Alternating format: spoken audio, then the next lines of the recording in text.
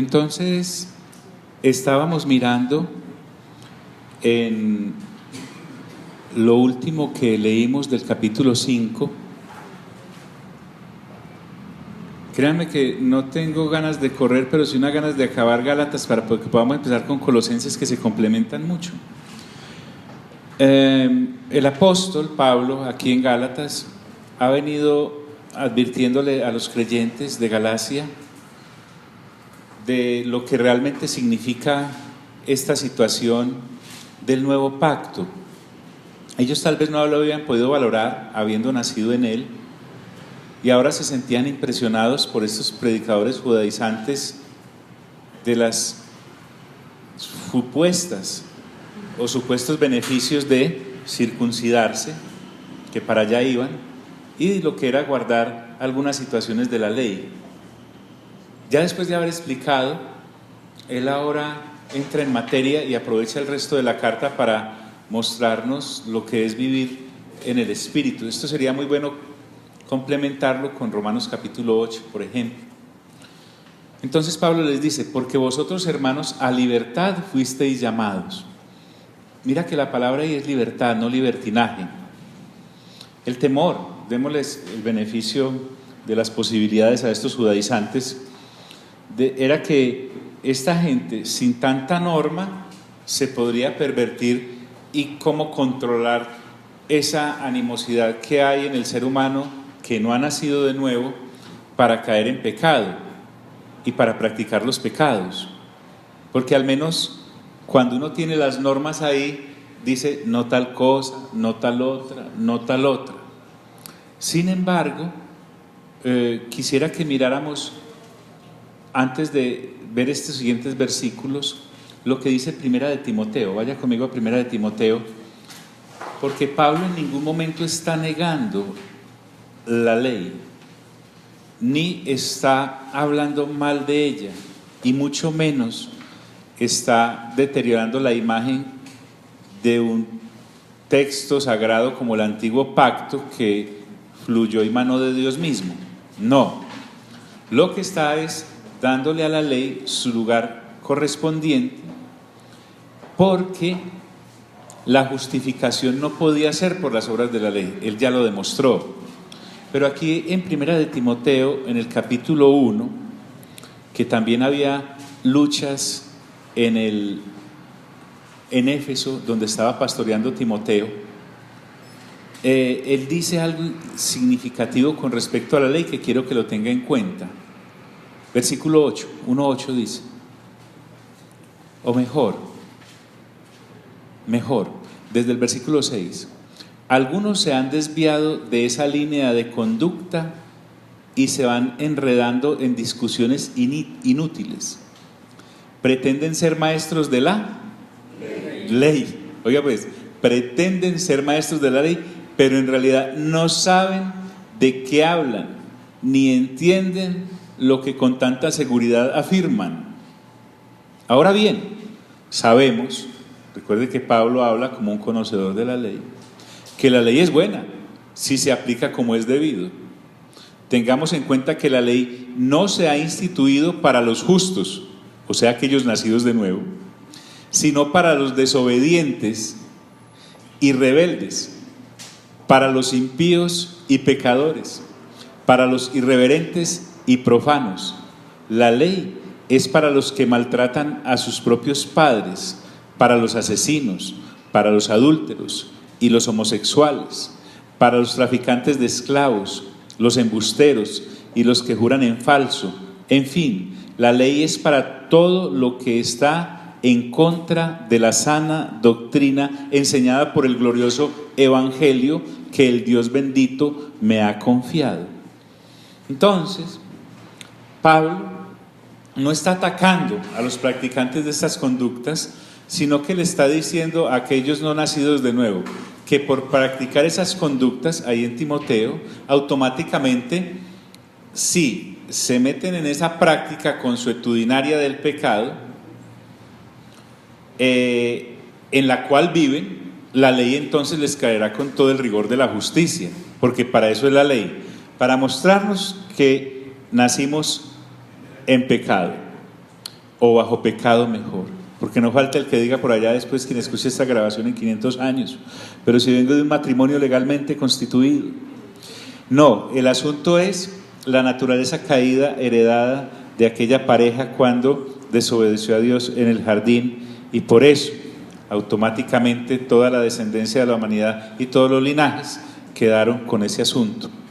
Y se cometen pecados, pero también la advertencia del apóstol no es para hablar mal de la ley, sino para decir, el que vive en la carne y practica consuetudinariamente esas conductas, y si a eso le daríamos una medio justificación, pero no por eso va a ser eximido de no haber nacido de nuevo, entonces estos que, al igual que en Galacia, estaban como judaizantes tratando de enseñarle a la gente que se justificaba si guardaba la ley, la estaban utilizando para lo que no era. ¿Me hago entender en eso? Entonces, ahora acá en Galacia, él va a entrar en ese asunto y lo va a desmenuzar cosita por cosita, porque también existe, y lo vamos a ver en el capítulo 6, la posibilidad de que un creyente nacido de nuevo, con renovación de entendimiento y todo, caiga en alguna de las conductas que él a continuación va a describir. ¿Qué hacemos con ese creyente que cae? ¿Qué hacemos con esa creyente que resbala? Lo vamos a ver en el capítulo 6, así que por lo menos lo oye para que no se lo pierda, porque no creo que lleguemos hoy allá. Lo vamos a dejar esbozadito. Entonces, porque vosotros, hermanos, a libertad fuisteis llamados, Gálatas capítulo 5, versículo 13. Solamente, dice Pablo, que no uséis la libertad como ocasión para la carne, sino servíos por amor los unos a los otros, porque toda la ley en esta sola palabra se cumple: amarás a tu prójimo como a ti mismo. Voy a pasar de largo por acá porque esto ya está bien explicado, o por lo menos hasta donde Dios nos ha mostrado y nos ha permitido ver la vez pasada. Pero si os mordéis y os coméis unos a otros, mirad que también no os consumáis unos a otros. Y aquí viene, aquí es donde empezamos. Digo pues, esta afirmación que viene acá, Pablo se la está dando a gente ya nacida de nuevo. Se la está dando a los creyentes de Galacia que habían sido bien paridos en el Evangelio del Señor Jesucristo, y les va a mostrar la vida a la que hemos sido llamados después de haber nacido de nuevo y las cosas que debemos practicar. Digo pues, andad en el Espíritu, vivan en el Espíritu, es lo que está diciendo. Y veíamos que es un trabajo unificado entre el Espíritu Santo de Dios, con el cual somos sellados, y el espíritu humano del hombre regenerado, el hombre nacido de nuevo. Cuando digo hombre, es la humanidad. A ese ser humano nacido de nuevo. Entonces empieza un trabajo entre el cielo y el hombre de la tierra, en el cual él va a desarrollar el carácter que le ha sido dada en la nueva naturaleza que en Cristo Jesús ha recibido. Digo pues, andad en el Espíritu y no satisfagáis los deseos de la carne. La libertad que recibimos en Cristo tiene muchas facetas. Unas de ellas son: hombre, antes de nacer de nuevo, yo estaba en la posición del capítulo 7 de Romanos, en donde Pablo describe qué era lo que le ocurría a él antes de nacer de nuevo cuando estaba en el fariseísmo. Y es más, cuando era perseguidor de la iglesia creyendo servir a Dios. Él tenía un asunto, una autopista definida, por lo menos esa es la que nos comparte, cuando creyente en Cristo no era, y era la codicia. Él dice: no sabría que la codicia era una conducta pecaminosa hasta que la ley me mostró y me dijo: no codiciarás. Y eso despertó en mí todo ánimo de codicia. Ahora, gracias, él quería hacer lo bueno. ¿Qué ocurre? Gracias, Yolandita. ¿Qué ocurre con la ley? La ley viene y cuando nos dice no matarás, no tal cosa, no tal otra, lo que nos está mostrando es que eso es malo. El no hacerlo es bueno. Entonces, sin nacer de nuevo, yo me propongo actuar conforme a lo que ahora mi mente entiende, pero no he nacido de nuevo. ¿Y qué ocurría en Pablo? Pablo dice: Miserable de mí, hombre. Yo, queriendo hacer lo bueno, porque sé que es lo bueno, termino haciendo lo malo, que es lo que no quiero. Un ser humano nacido de nuevo vive en esa circunstancia constantemente. Pero ahora Pablo me está diciendo acá en Gálatas, para no quedarme en Romanos, que el que ha nacido de nuevo ya es libre. Y es libre porque cuando creyó en Cristo murió, cuando creyó en Cristo fue sepultado, y cuando creyó en Cristo Jesús ha resucitado, literalmente hablando en términos espirituales.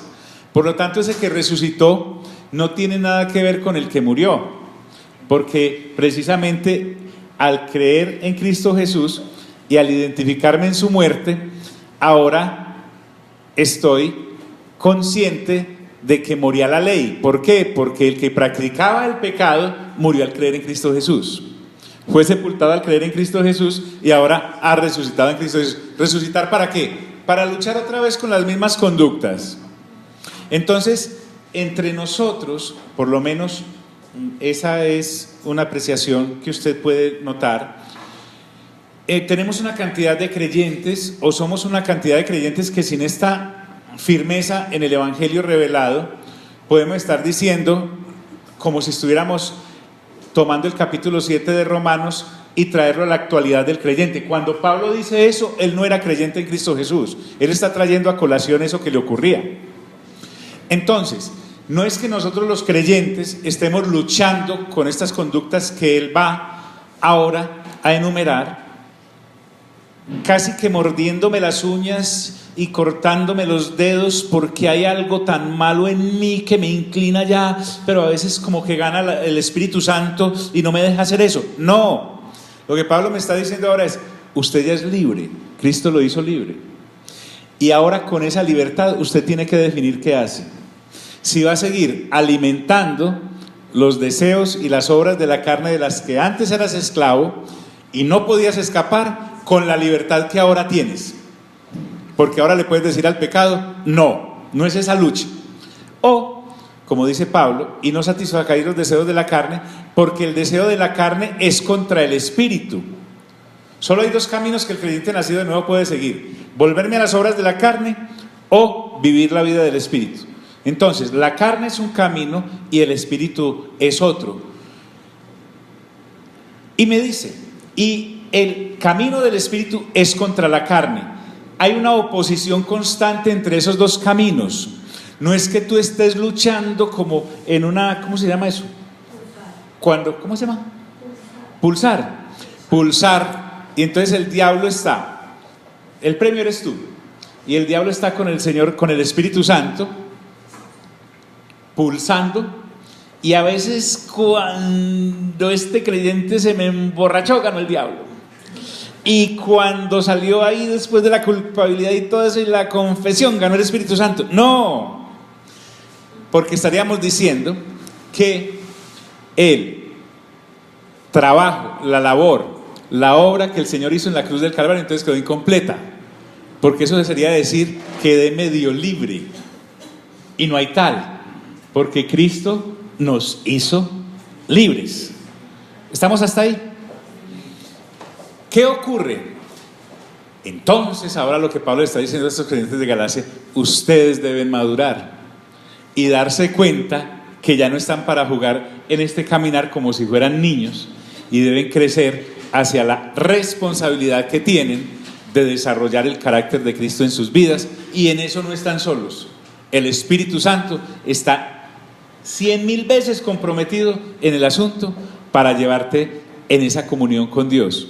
Pedro ya nos lo dijo, creo que en el capítulo 1 de la segunda carta, que si practicamos estas cosas, cuando nos habló de el Febi Codo Papi Afa, no caeréis jamás. Claro, porque si nos adentramos en la vida del Espíritu, no puedo estar ocupado en la carne, y por lo tanto, Judas también lo dice, creo que en el versículo 25 de su minicarta, diciendo para presentaros con alegría delante de él sin caída. Hace días no paso por ahí, pero debe decir más o menos eso. Entonces, estos dos caminos se excluyen el uno al otro. Entonces, saquémonos de la cabeza ese creyente luchando luchando por no caer, y ese creyente luchando para vivir en el Espíritu. No, Pablo me está diciendo, crezcan, y estos se oponen entre sí, y ahora nos dice, para que no hagáis lo que ¿qué?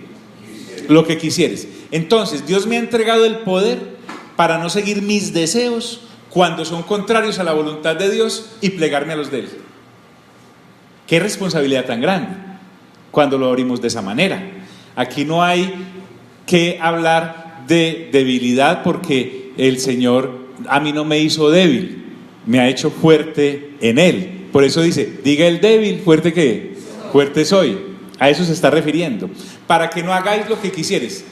Pero si sois guiados por el Espíritu, o sea, puedo tener la posibilidad de ser guiado por la carne y adentrarme en estas conductas que va a ir a continuación. Pero me dice, pero si sois guiados por el Espíritu, y lo pone allí con mayúscula, el Espíritu. Es decir, cuando habla de guianza, es que yo sumisamente le digo al Espíritu Santo, usted lleva la lámpara, guíeme. Por donde usted me dice, por ahí es. No va a encontrar en mí ninguna discusión. Pero si sois guiados por el Espíritu, no estáis bajo ¿qué? Bajo la ley. Porque cuando practico las obras de la carne, automáticamente me coloco bajo ¿cuál pacto? Bajo el pacto de Moisés. Por practicar las conductas que el pacto de Moisés señala. No estáis bajo la ley.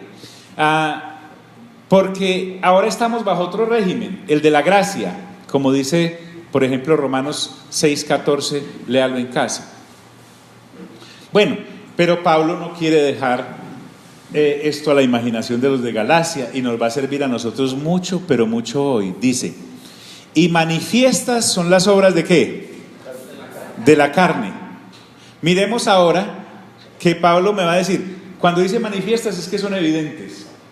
Cuando dice manifiestas es que necesita un posgrado en teología para identificar la clase de vida que un ser humano lleva.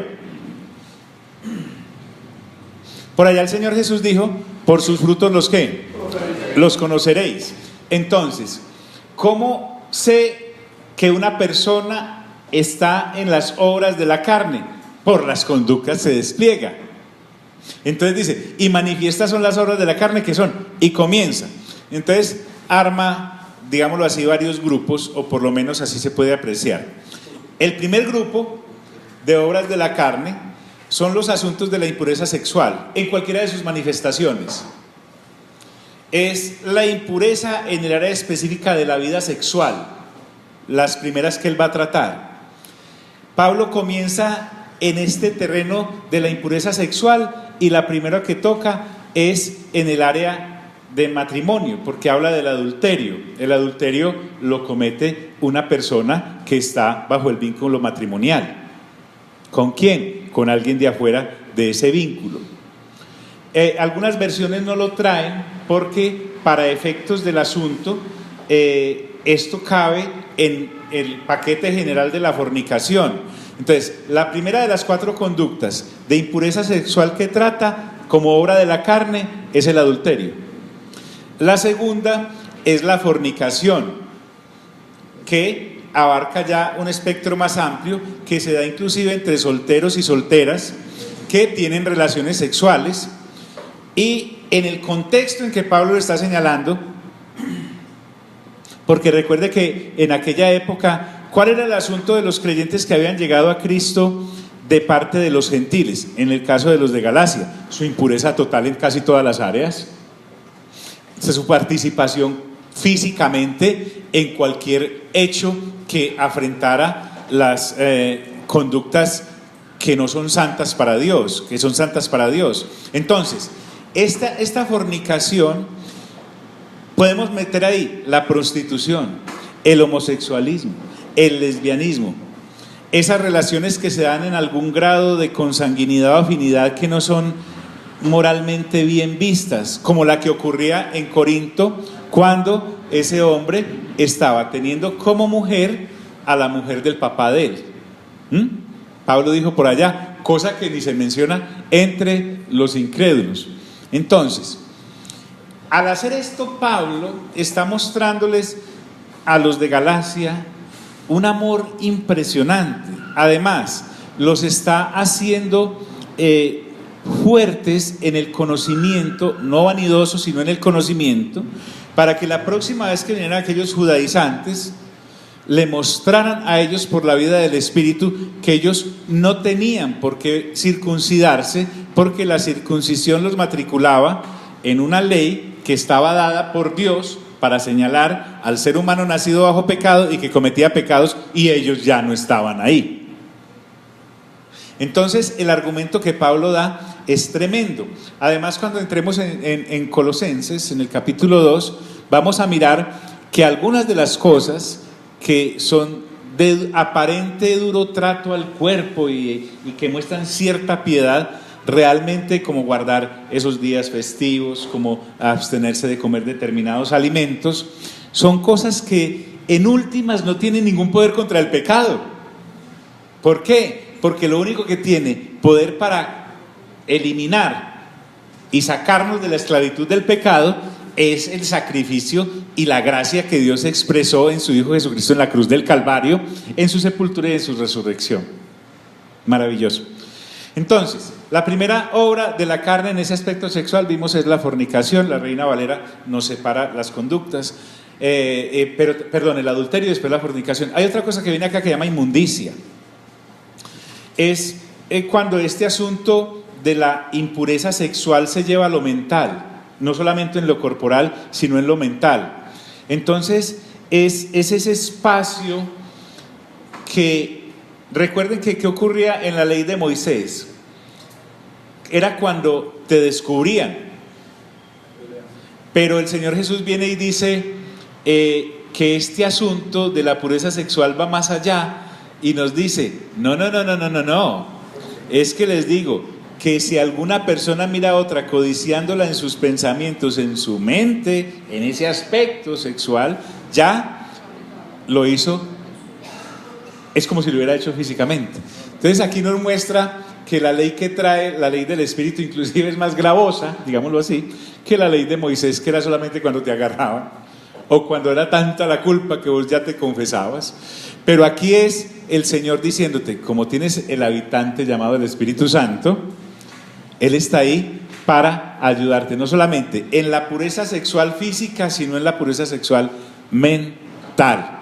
Entonces, a esto se refiere la inmundicia, el uso sexual del ser, tanto interno como externo, el físico como el mental, afrentando a un Dios santo. La lascivia es ya la manifestación externa sin ninguna clase de pudor a nivel sexual, de una manera desenfrenada, llevada al plano público. Es una inmoralidad sin ninguna vergüenza ni recato. Ya no hay respeto ni consideración. Lo podemos ver ahora en manifestaciones públicas y cuanta cosa. Cuando a la persona ya no le importa es nada. Por lo menos en los 2 o 3 primeros se esconden. Aquí ya no les importa es nada. El asunto es completamente descarado y abierto. Y además eso es lo que describe la sociedad caída. Si lo podemos mirar, lo vemos por todos lados. Luego de pasar por este aspecto sexual de las conductas de la carne, él ahora va a entrar en uno que es un grupo en cuanto a las prácticas religiosas paganas.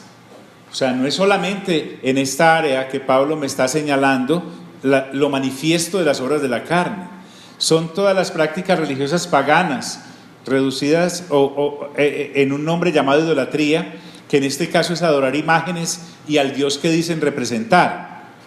Y es interesante que cuando la idolatría se manifiesta no viene sola. Recuerden, por ejemplo, cuando Aarón construye un becerro y el pueblo comienza a adorar este becerro, terminaron bebiendo y en una bacanal impresionante. Moisés los encontró fue ya completamente deshechos en el desenfreno. Usted puede mirar donde hay centros de idolatría, qué es lo que hay alrededor de ese centro de idolatría.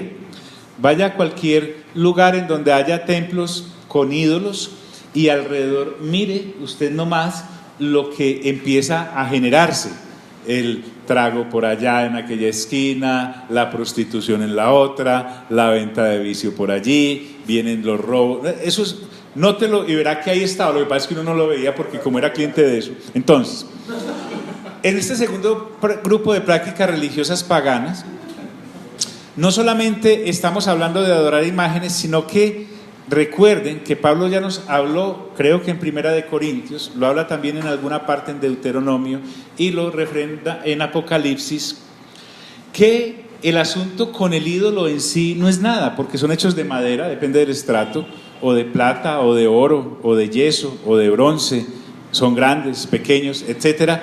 Eso es algo físico. El asunto es que resulta que esta serie de manifestaciones religiosas, lo que hay detrás de ellos es una actividad satánica y demoníaca impresionante. ¿Por qué? Porque Pablo dice, por ejemplo, en Primera de Corintios, que lo que los gentiles ofrecen o los paganos ofrecen a los ídolos, a los demonios se lo ofrecen. ¿Correcto?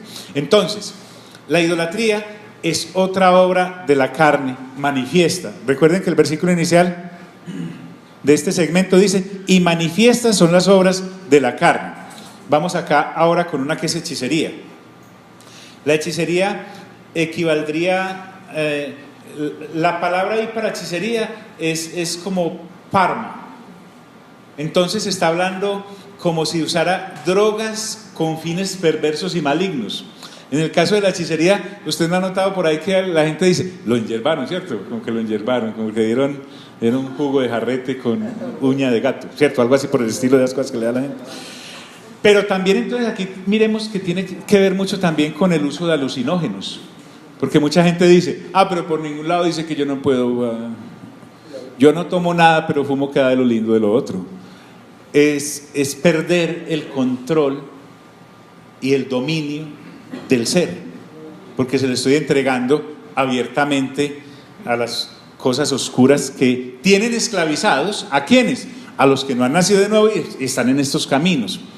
Muchas personas pasamos de largo, pero mire lo que dice el mismo Señor Jesús. Dice que cuando se expulsan demonios de una persona que no había nacido de nuevo, el espíritu inmundo se va y vaga por lugares desiertos. Eso lo dice el Señor Jesús.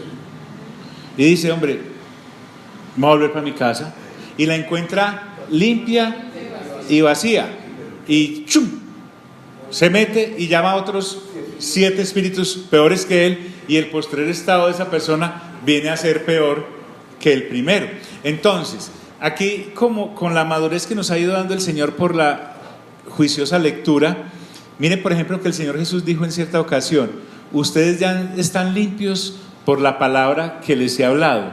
No dice por la cantidad de demonios que les he echado.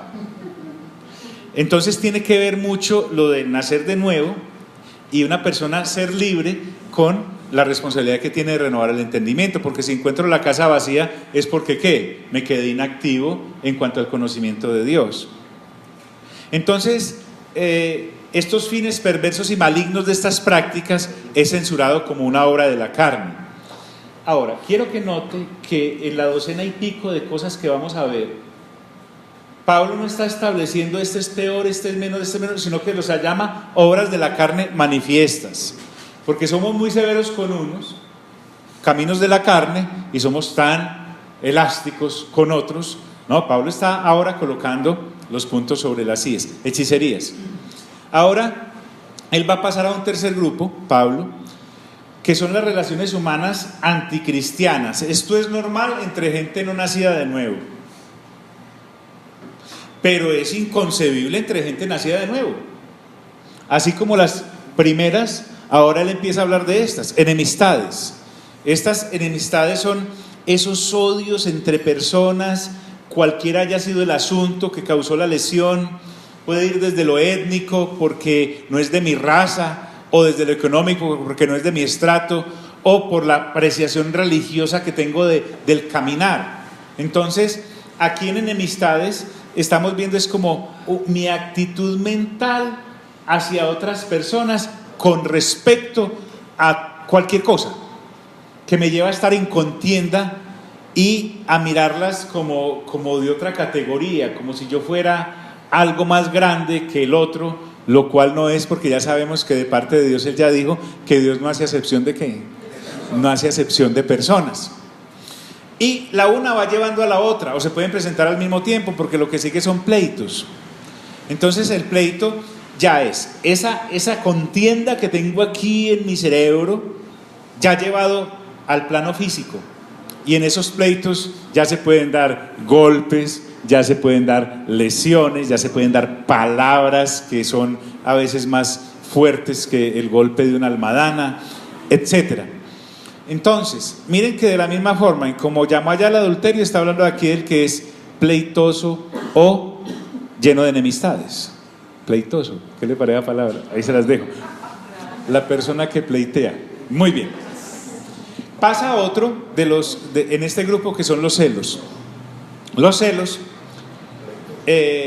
a veces uno quisiera decir, es esa conducta aberrante de un hombre o de una mujer por su pareja. No, inclúyala. Pero realmente aquí los celos es ese resentimiento quejumbroso, lastimero, porque a otro le está yendo bien, casi que es envidia. Pero es ese rasponcito, ese resquemor que a uno le deja, pues que uno no alcanza pero ahí está. Celos de que a otro le vaya bien. Es triste. Pablo entonces, vuelvo y recuerdo, normal para aquel que no ha nacido de nuevo y vive en estas situaciones. ¿Por qué? Porque por su naturaleza caída, estas conductas caídas son las que despliega. Y además nos va a recordar que para eso fue que se levantó la ley de Moisés, para eso está el antiguo pacto. Ahorita nos lo recuerda en un versículo posterior. Bueno, pasa a otro que son las iras. Estamos hablando de la ira humana. Por allá Santiago ya nos dijo, recuerden que en la ira del hombre no procede la justicia ¿de quién? De Dios. Porque jamás podemos comparar una ira de Dios, que es perfecta, es igual de elegante y hermosa a nivel espiritual que el mismo ágape, porque es la ira de Dios,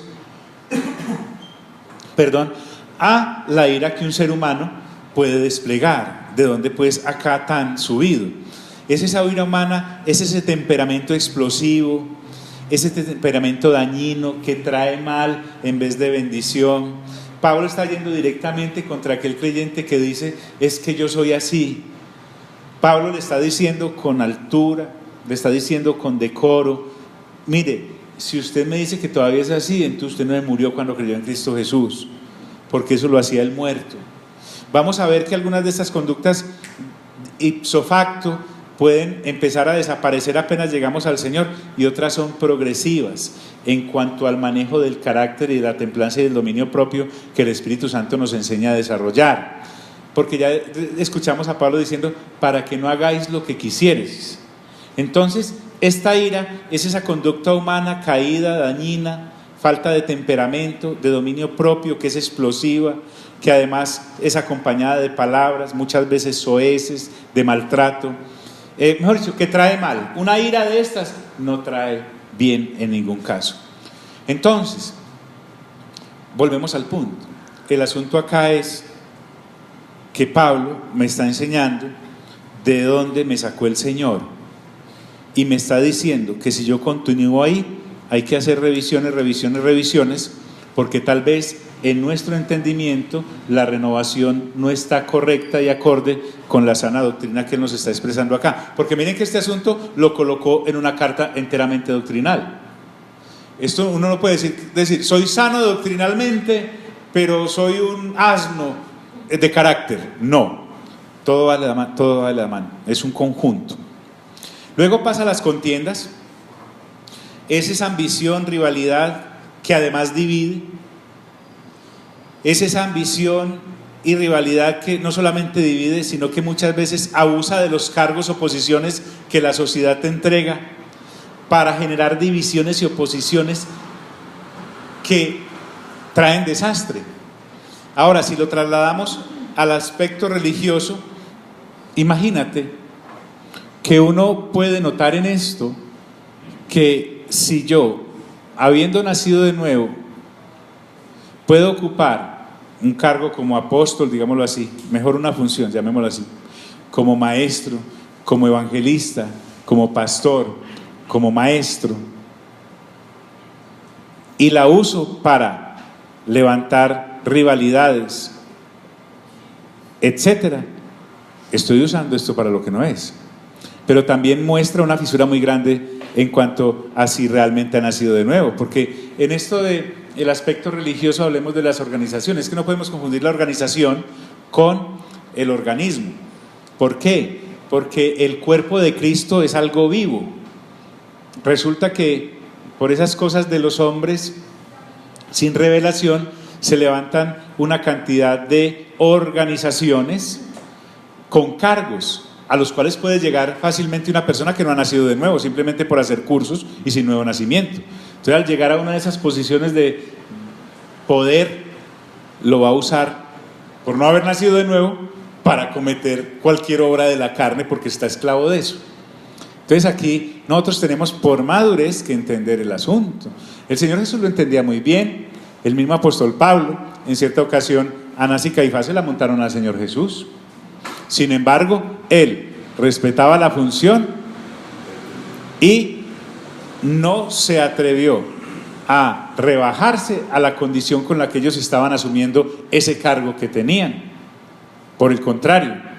Entonces, podemos ver eso también en el apóstol Pablo, cuando en Hechos habla acerca de uno de los sumos sacerdotes y le dice algo así como sepulcro blanqueado, si mal no estoy, y alguien le dice, es el sumo sacerdote.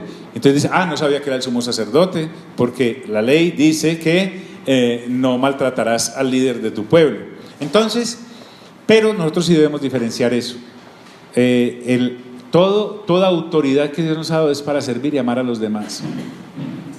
¿Contiendes? Disensiones, va por ahí mismo.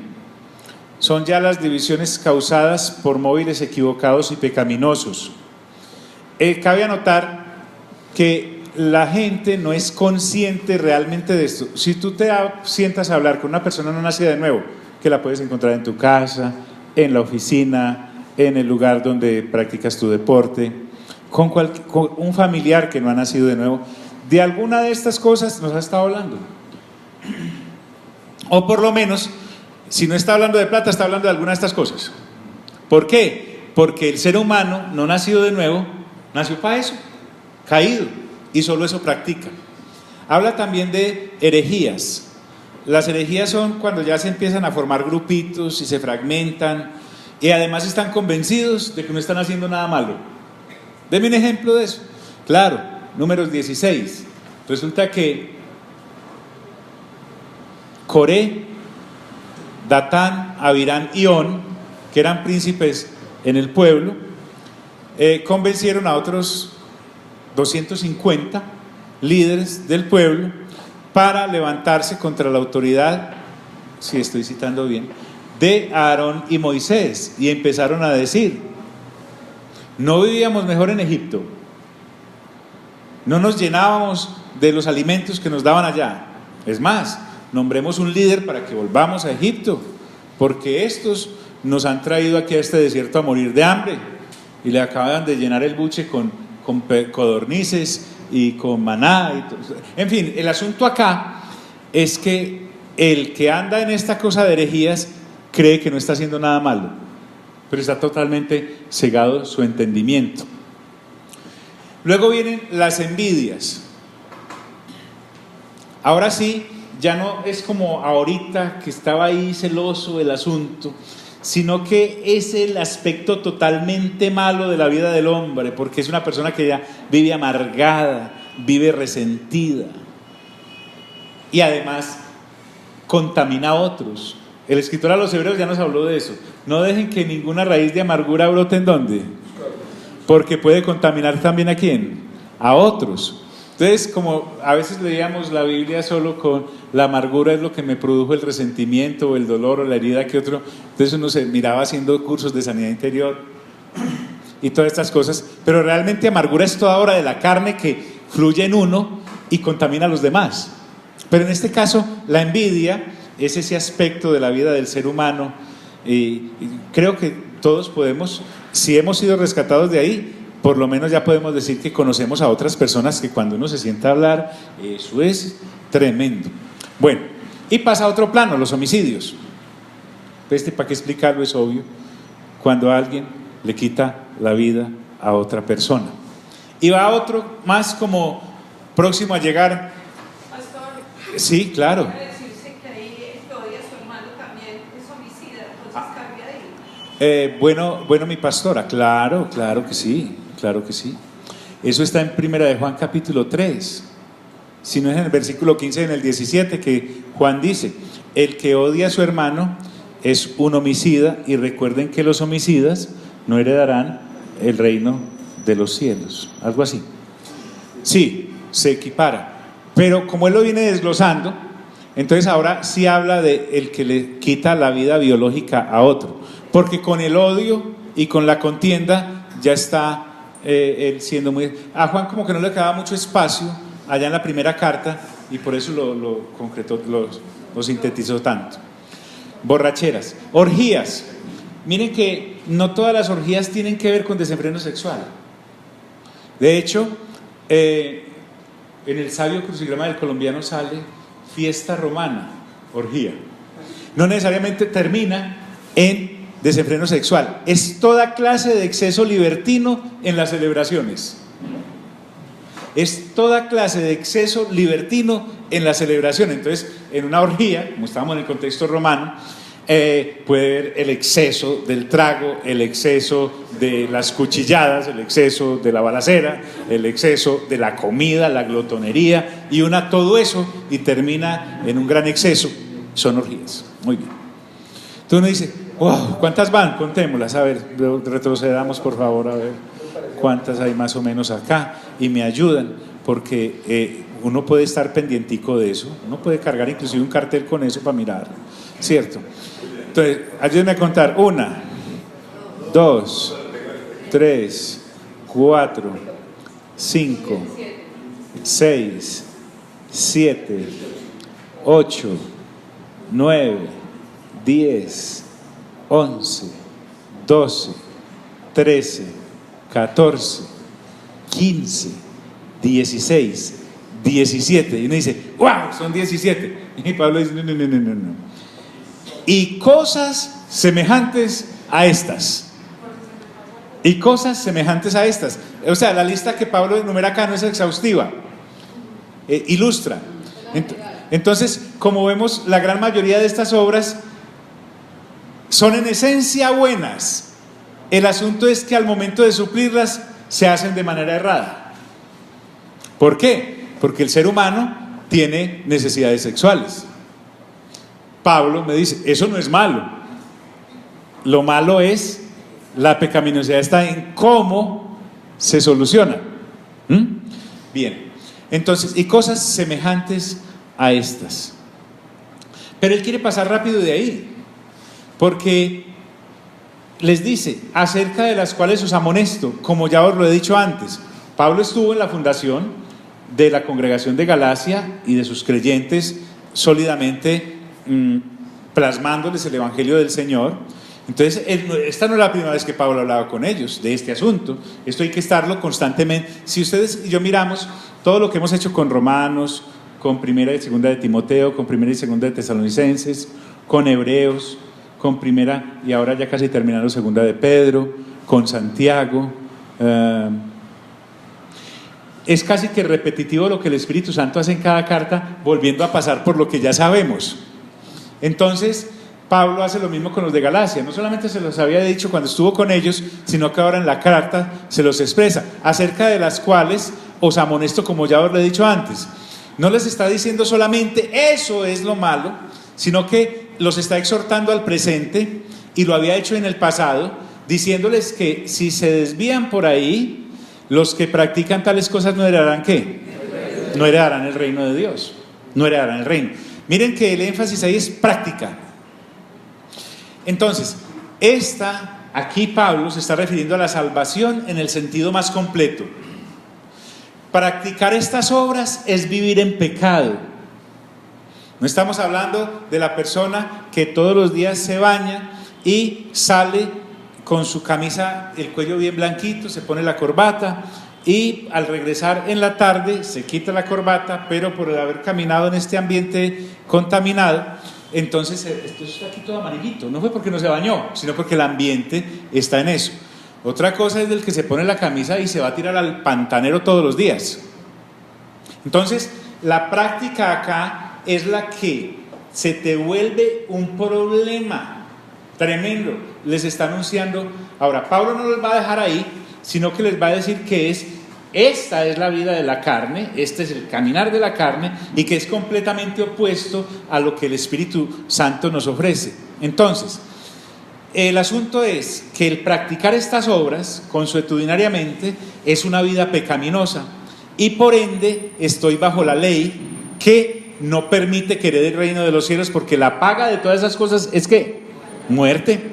Entonces los Gálatas, sí, porque es que como nosotros miramos las cosas desde acá 2000 años después y nos olvidamos que Pablo le está escribiendo a los de Galacia y estamos sacando enseñanzas muy valiosas para nosotros, válidas, es que los de Galacia, para que no perdamos el contexto, miren, clave, no pierda el contexto.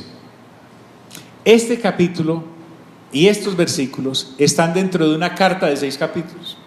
Y él viene tratando desde allá, desde el 1, un tema, a veces abiertamente dicho por los judaizantes, a veces de manera soslayada, y era que los querían hacer circuncidar. Entonces, si estos de Galacia se hacían circuncidar, no era que ellos estuvieran practicando estas cosas, posiblemente algunos, claro, como ocurría en Corinto, sino que si ellos se hacían circuncidar, ¿caían de dónde? De la gracia. Y al caer de la gracia, se colocaban nuevamente en la obligatoriedad de cumplir todas las cosas de la ley. Y es imposible. ¿Por qué? Porque mira todos los no que hay. No, ese es paso de los 10 mandamientos del apóstol Pablo.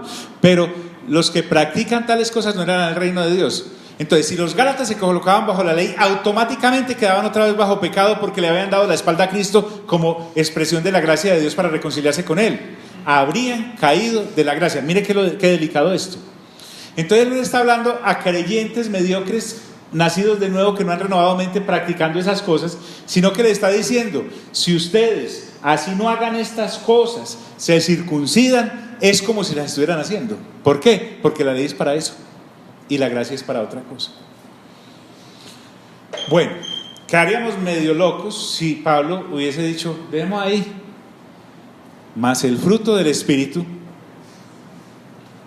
Este fruto del Espíritu hay que entenderlo de una manera muy amplia. Nosotros creemos en los dones de manifestación dados por el Espíritu Santo en la iglesia del Señor. Vaya conmigo a 1 Corintios capítulo 12. Ya lo hablamos, así que solo lo voy a leer, porque fue ya visto. Recuerden que hay 3 grupos de dones. Unos son los dones de manifestación, que están aquí en 1 Corintios capítulo 12. Otros son los dones ministeriales, que están en Efesios capítulo 4. Y otros son los dones que están en Romanos capítulo 12 y que se llaman los dones funcionales. Entonces, en 1 Corintios capítulo 12, el Espíritu Santo, que es Dios, le da a la iglesia del Señor, que es de Dios, unos dones para que fluya en ellos. 1 Corintios capítulo 12. En cuanto a los dones espirituales, hermanos, quiero que entiendan bien este asunto. Ustedes saben que cuando eran paganos, porque Corinto también era una congregación que vino del paganismo, se dejaban arrastrar hacia los ídolos mudos, vivían en la idolatría. Y recuerden que los ídolos, uno los levanta para que le salen los ojos, otro los oídos, otro para que tal cosa. En cambio, en la iglesia del Señor, que es un cuerpo vivo, los dones reposan sobre sus miembros. Estos dones de manifestación, dice el versículo 3, por eso les advierto que nadie que esté hablando por el Espíritu de Dios puede maldecir a Jesús, ni nadie puede decir Jesús es el Señor, sino por el Espíritu Santo. Ahora bien, hay diversos dones, ahí vienen, pero un mismo Espíritu. Hay diversas maneras de servir, pero un mismo Señor. Esos son los de Efesios capítulo 4. Y hay diversas funciones, pero un mismo Dios, el que hace todas las cosas en todos. Está en Romanos capítulo 12. Ahora sí empieza. A cada uno se le da la manifestación especial del Espíritu para el bien de los demás. A unos Dios les da por el Espíritu palabra de sabiduría, a otros por el mismo Espíritu palabra de conocimiento, a otros fe por medio del mismo Espíritu, a otros y por ese mismo Espíritu dones para sanar enfermos, a otros poderes milagrosos, a otros profecía, a otros el discernir espíritus, a otros el hablar en diversas lenguas y a otros el interpretar lenguas. Todo esto lo hace un mismo y único Espíritu, quien reparte a cada uno según Él determina. Entonces, aquí no vamos a hablar de esos dones que los da el Espíritu Santo, porque recordemos que en últimas los dones no moldean el carácter. Recordemos que el don no salva. En el capítulo 25 de Mateo, el Señor Jesús dice que algunos le dirán aquel día: Señor, en tu nombre profetizamos, Señor, en tu nombre echamos fuera demonios. Evidentemente tenían dones. Y el Señor Jesús les dice: apartaos de mí, nunca os conocí, creo que dice así, hacedores de maldad. Entonces, estamos hablando acá de otra manifestación del Espíritu Santo en favor del creyente, porque esto es en físico favor del creyente y del conjunto local en el cual se desenvuelve. Estamos hablando de que estamos frente a la presencia misma del Espíritu Santo moldeando nuestro carácter para hacerlo como el del Señor Jesucristo. ¿Por qué? Porque, y habla de fruto, mire qué diferente. Allá hablaba de obras manifiestas, ¿son las qué? ¿Las obras de qué? De la carne. Porque las obras de la carne fluyen de la naturaleza caída del ser humano. Las obras de la carne son dadas por la capacidad, así sea caída, de la persona, mientras el fruto del que va a hablar acá es producido por un poder que la persona no posee. Este fruto del Espíritu Santo no es un sentimiento, no es una sensación, no es como algo que me pueda producir, que yo pueda producir. El don es el fruto del Espíritu Santo, que es Dios, en nuestra vida, es producto de Él y lo planta en nuestra nueva naturaleza, viene en el conjunto del nuevo nacimiento. Y por eso dice: mas el fruto del Espíritu es, y empieza con el amor. Mire que hemos hablado de él, pero es que antes, como andábamos buscando las licuadoras, no veíamos el ágape. Pero cuando leemos, por ejemplo, 1 Corintios capítulo 13, señora.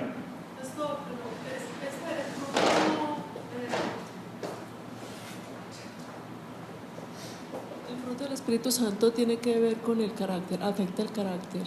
Pregunta. Sí. Los dones, como echar fuera demonios, como imponer las manos sobre los enfermos y que se sanen, como el dar por ahí alguna profecía, etcétera, etcétera, son externos, van en la parte exterior. A ver, con un ejemplo. Ya. En el Evangelio tú lees que Caifás llega y dice: pues es mejor que uno muera por todos y no todo el pueblo el que sufra. Y a continuación Juan dice: eso lo dijo Caifás no porque estuviera ante la revelación del Señor Jesús, sino que dice porque era el sumo sacerdote. Ahora solo imaginémonos el carácter de Caifás, nunca fue moldeado, ¿cierto?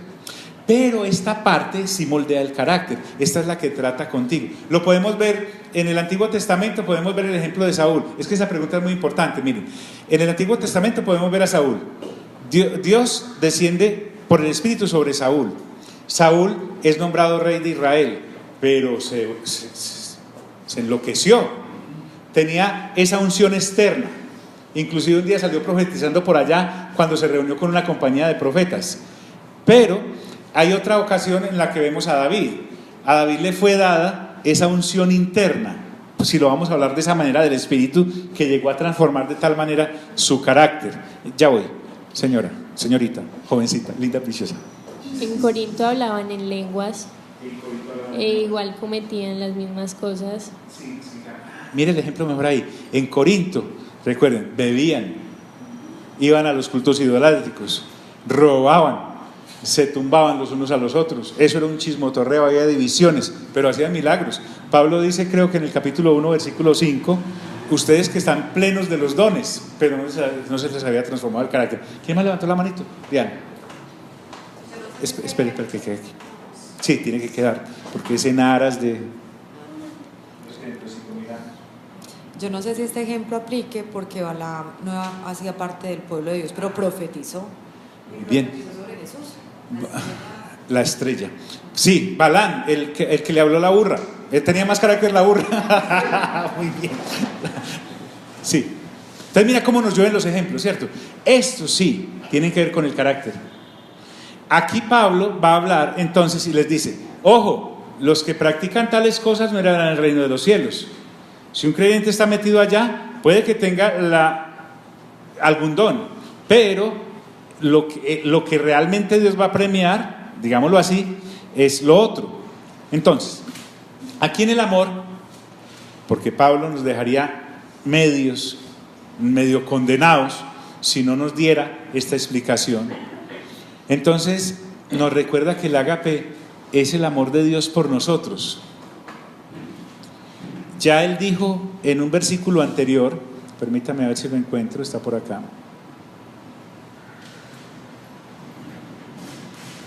que somos libres para amar a los demás. Creo que con eso terminamos la vez pasada que nos reunimos.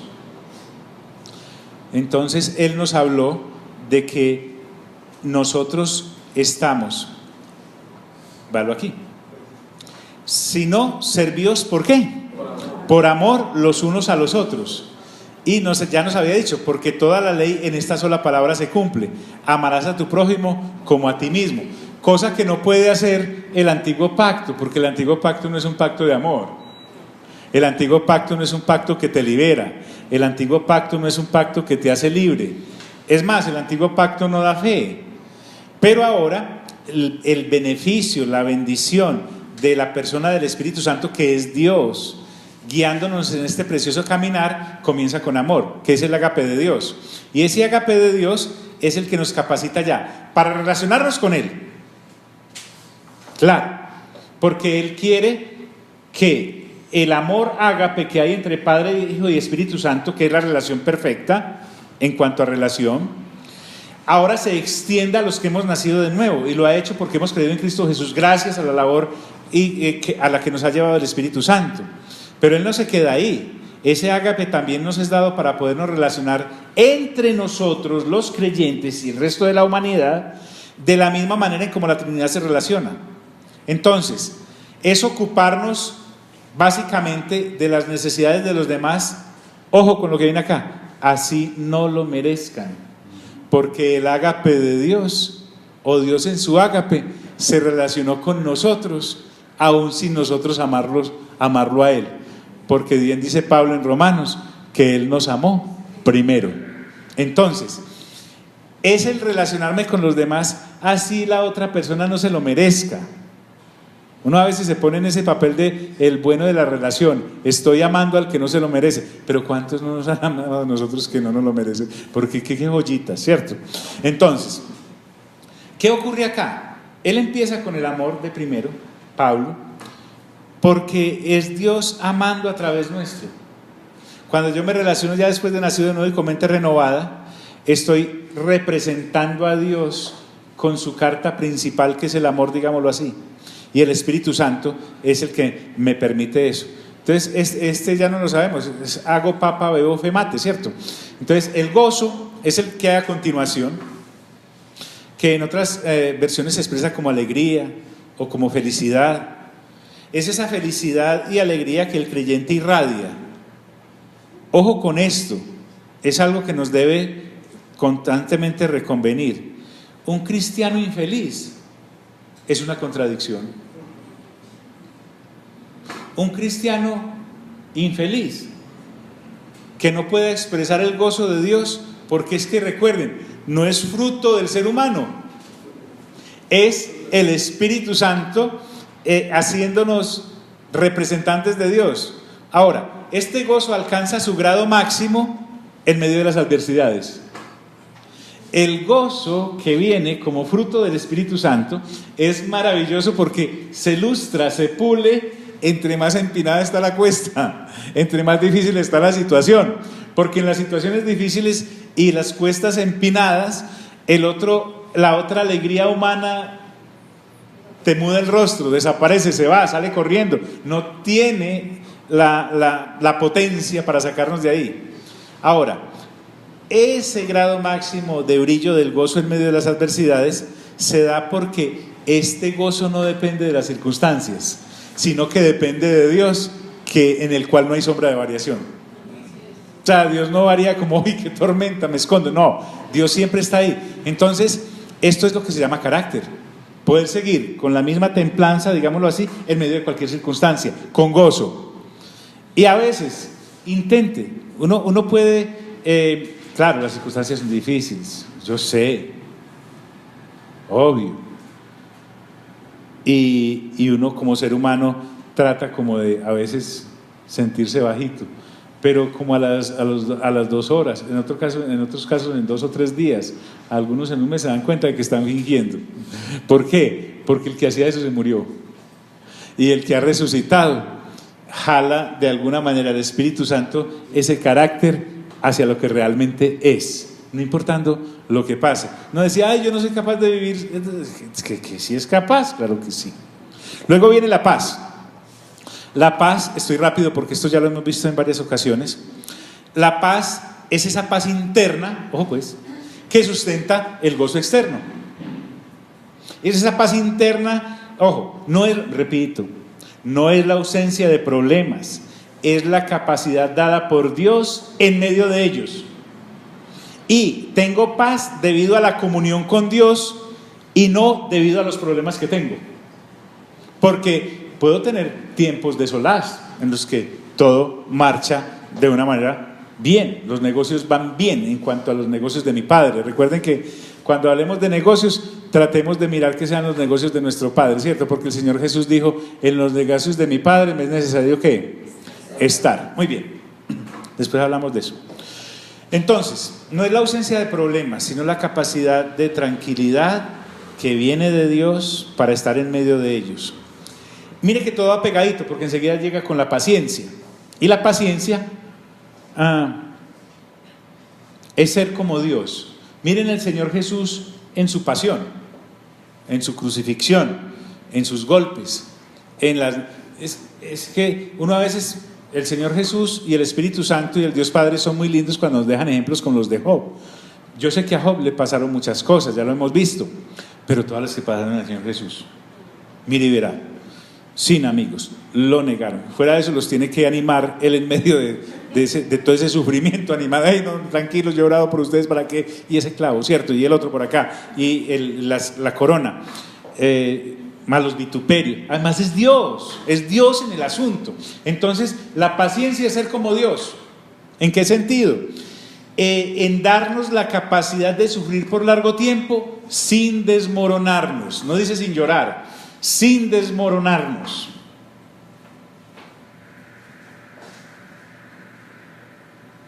Claro,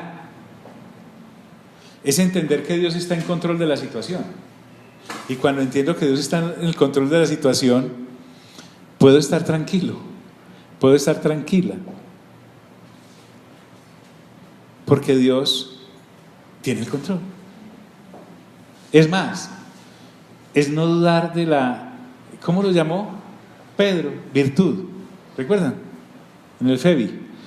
Virtud, porque la virtud es lealtad, de serle leal a Dios, expresando siempre mi fe hacia Él. Mejor dicho, es más fácil dudar de mi existencia que de la de Dios después de que soy creyente. Así es, porque Dios es, punto. Entonces, en este asunto de la paciencia, Pablo ahora les está mostrando, recuerden, él nos está mostrando que la ley no da esto, circuncidarse uno el prepucio no da esto, el trabajo en el carácter no se hace con una marca en el cuerpo.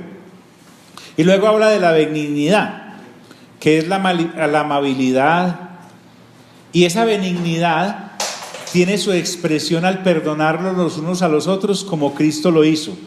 Ojo pues, nacidos de nuevo, que se ofenden después de nacer de nuevo, pero se perdonan. ¿Cuántas veces? Todas las que sean necesarias. ¿Cuántas al día? todas las que sean necesarias, como hace Dios con nosotros. Así es el llamado tan tremendo, y de lo que los estaban privando los judaizantes a los de Galacia, y los hacía circuncidar y volverse a la ley. Entonces, miren todo lo que estaban perdiendo. Y luego habla de la bondad. La bondad es esa generosidad de mente, de corazón. Vuelvo al punto, hacerle a la gente esta clase de bondades así no se la merezcan. Y vuelvo y le digo, no es solo entre nosotros los creyentes. Fíjese y verá que Dios hace. ¿Qué es lo que estamos explorando? ¿La mente de quién? La mente del Padre. La mente del Padre. Dios hace salir su sol sobre justos e injustos, sobre buenos y malos, sobre gente pía y sobre gente impía. Y luego viene con la fe. La fe es la fidelidad, es la lealtad, es la confiabilidad en Dios sin importar los acosos y dificultades.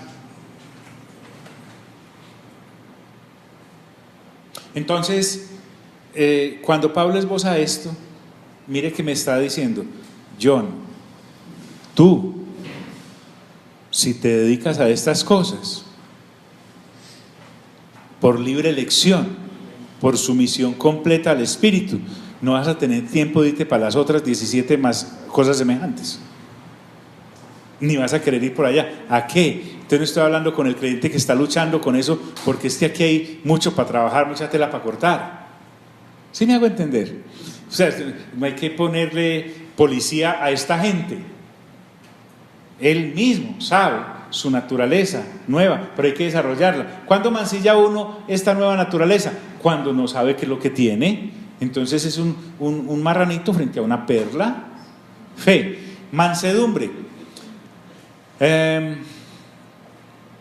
Quiero acabar este capítulo. Es manso en la pureza total del término. Es una persona fuerte pero gentil. No confundamos el ser determinado con ser grosero. Así no es. No, es que yo soy de tal región del país, perdóname. Es que estamos hablando de peregrinos extranjeros que no son de este planeta ya. Es tratar con cortesía, es amonestar sin rencor, es discutir sin intolerancia, es enojarnos sin pecar.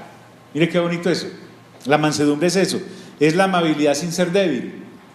El Señor Jesús lo dijo en Mateo 11:29: aprended de mí que soy manso y ¿qué? Y humilde de mente. Porque ¿dónde están las guerras?